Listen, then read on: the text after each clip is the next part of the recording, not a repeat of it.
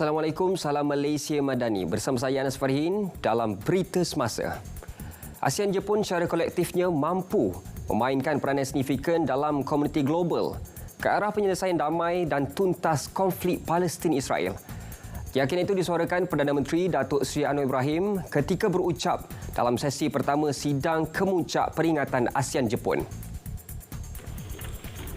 Beliau turut menghargai sokongan negara anggota ASEAN serta Jepun dalam resolusi Pertubuhan Bangsa Bersatu PBB mengenai Gaza minggu lalu, serta menyeru kerjasama semua pihak diteruskan bagi merealisasikan resolusi itu yang menuntut gencatan senjata kemanusiaan segera. Mangsa remaja lelaki yang dilaporkan hilang ketika mandi di tali air di Lorong Indra Sempurna 2 Kuantan ditemukan lemas berhampiran sekolah menengah kebangsaan Mat Kilau pagi tadi. Mayat Muhammad Amirul Haikal Cik Jaafar, 14 tahun, ditemukan pada pukul 10.03 pagi pada jarak 1.6 km dari lokasi mangsa dilaporkan hilang. Pengarah Jabatan Bomba dan Penyelamat Malaysia JBPM Pahang, Datuk Wan Muhammad Zaidi Wan Isa berkata, mayat mangsa ditemukan dalam keadaan terdampar dan tersangkut pada pokok. Mangsa telah dijumpai oleh pasukan penyelamat di air PPDA, Balai Bomba dan Penyelamat Kuantan. Mayat kemudian diserahkan kepada pihak polis sebelum dihantar ke Hospital Tengku Ampuan Afzan untuk tindakan lanjut. Pelaksanaan projek pembangunan akan dipercepatkan seperti diarahkan Perdana Menteri Datuk Seri Anwar Ibrahim. Ini termasuk memberi perhatian terhadap pelaksanaan projek Lebuh Raya Pan Borneo Sabah yang masih belum disiapkan. Timbalan Menteri Kerja Raya Datuk Seri Ahmad Maslan berkata beliau akan memastikan projek prasarana untuk rakyat Sabah membabitkan Pan Borneo di negeri itu akan dipercepatkan. 7 Disember lalu, Perdana Menteri menggesa supaya pembangunan untuk kemudahan rakyat Sabah termasuk bekalan air, elektrik dan lebuh raya Pan Borneo dipercepatkan tanpa sebarang alasan. Sebanyak 70 premis berhadapan Sungai Melaka di sekitar Bandar Hilir akan dicat semula dalam usaha mengindahkan dan mencerikan pemandangan sempena Tahun Melawat Melaka 2024 TMM 2024.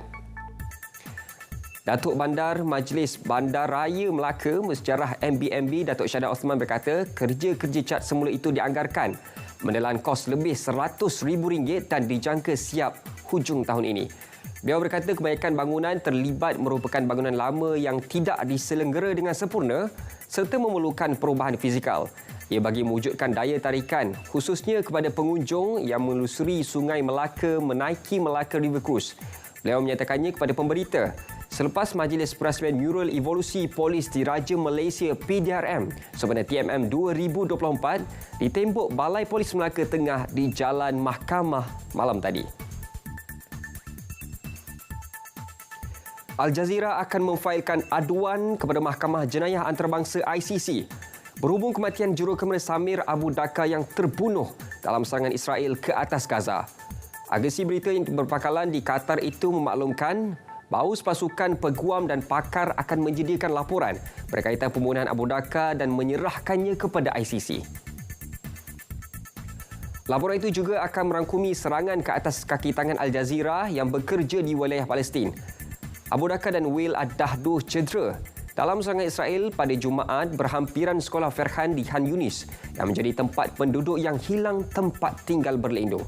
Menurut laporan, ambulans dilarang memasuki kawasan sekolah Ferhan manakala pasukan pertolongan cemas tidak dapat memasuki kawasan terbabit yang dikepung tentera penceroboh Israel. Pasukan perubatan telah dinafikan akses selama berjam-jam ke lokasi pertubuhan media itu terbaring berlumuran darah.